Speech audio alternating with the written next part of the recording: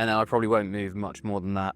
And then for me, it's all about weight transfer. I think if I can get my weight coming back into the ball, I feel like that's where I get a lot of power from. I think that's probably the most important thing, having a strong base to hit from.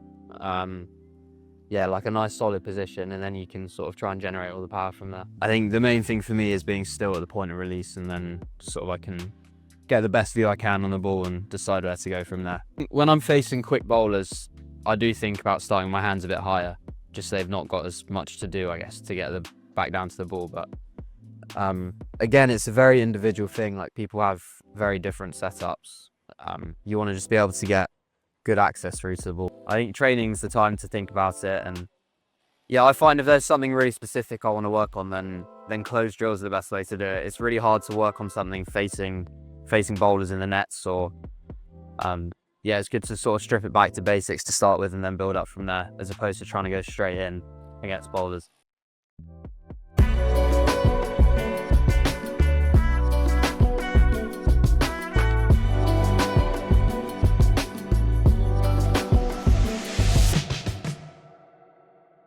So Cricket Life Stories with me, Neel Khagram. Today we're joined by Will Smeed. Will, how's it all going, man? Yeah, all good, all good. In this one, we're going to talk about power hitting. And does it all start with the base? And can you talk us through your setup? Yeah, I think that's probably the most important thing, having a strong base to hit from. Yeah, like a nice solid position, and then you can sort of try and generate all the power from there. Maybe you can just like show to like the camera over there, perhaps like just general setup, maybe for like a young player that is struggling. Yeah, I don't really tend to move too much. I probably set up like this, don't really have a trigger. Yeah. And then I probably won't move much more than that. And then for me, it's all about weight transfer. I think if I can get my weight coming back into the ball, I feel like that's where I get a lot of power from. A lot of coaches do talk about trigger movements. Is there a reason why you don't trigger?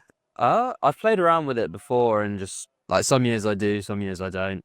I think the main thing for me is being still at the point of release, and then sort of I can get the best view I can on the ball and decide where to go from there. And what about your head and hands? Yeah, so my hands start pretty high up. I've never been a big one of, like, if you look at Livy or someone, he's really like this, and I think that's probably why he can get so much power, is the sort of whip and stuff he gets through there. But yeah, for me, that's never really felt natural. I sort of just sat up here and then yeah, just look to get my hip through and come through the hands. And I've heard a lot of coaches talk about when you actually like do your backlift, mate, and just show you, and like they say, because it's underweights almost. Yeah, It like kind of like, I saw Josh talking about that. Just like, I guess at the top of your swing, it sort of like de-weights a bit, yeah. and then you can really come through. But yeah, for me, I think everyone gets their power from different places, really. I think I hit that one the best, sort of, because that's what I can really get my hip into. So I've done a lot of work recently on trying to get the same sort of feeling through the fuller ones and access down the ground a bit more. But yeah, I think it's a pretty individual thing. There's just, I guess the fundamentals of it is you want to have a strong base and have good access through to the ball as well. And hands, does it like differ between the different formats? Well, I've only just sort of started getting back into red ball stuff, but I don't know, some people might change. For me, I want it to be as close as it can be. I think that, As it like maybe like when you like go through your school level up until like professional, has it like evolved like through professional cricket? As obviously like the pace of bowlers have increased. yeah, I think when I'm facing quick bowlers, I do think about starting my hands a bit higher, just so they've not got as much to do, I guess, to get the back down to the ball. But again, it's a very individual thing. Like, people have very different setups. You want to just be able to get good access through to the ball, strong bat face, which has been something I've worked on a lot as well, because I used to really slice it. So just trying to get more of the bat through should help the power and consistency of strike as well. What kind of drills have you worked on as a pro, and then perhaps some tips you can give like a young player that they can practice? Drills on what? Just like general power hitting. I guess you learn by doing it. Just get someone to lob you a few balls and try and whack them. Yeah. See what feels nice. And then, yeah, I think just make sure you got that strong base and you can get your hands through the ball. I think a lot of it's rhythm as well. It's timing. It's trusting your swing so you don't have to try and overhit it, which is why it's nice when we can get out in the middle and do some range hitting and see how far the balls go and how much you need to put into it, really. I think people talk about swinging at like 80%. Yeah.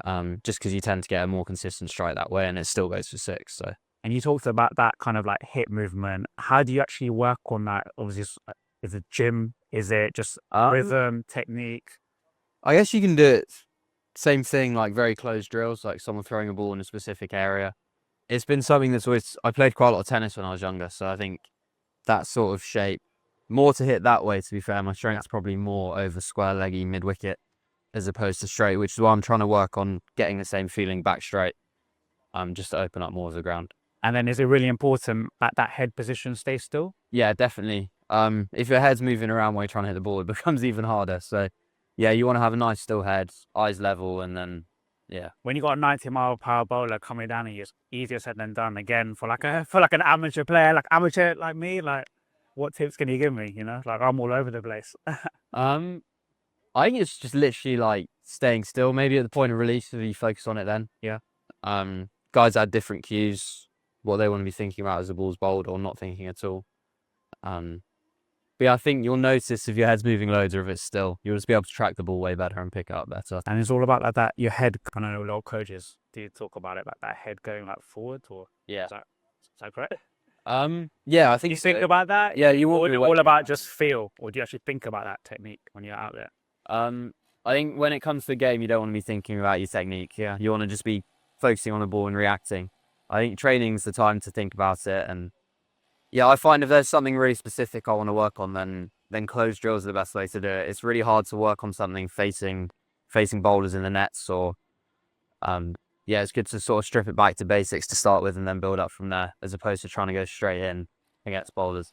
And then you talked about the different options, like, well, what are your scoring areas? Again, is there anything that you can give a young amateur player on a weekend? Some tips? I think know your strengths, but then also like continue to work on all your options. Something I'm really trying to work on is opening up behind me through backward point a bit more with the reverse sweep. And yeah, I think just the better bowlers you face as well, you're not going to get many bad balls. So you do need to manufacture things sometimes. But yeah, the more options you can have, the better. But also don't forget to work on your strengths and sort of keep making them your super strengths. Yeah. And then if there's just one tip you can give like a junior player, what would it be on power hitting? I think just one tip for power hitting. Back yourself? Yeah, just trust. I think you got to be in a position where you trust your swing. You don't want to be trying to overhit it. But yeah, back yourself to clear the ropes.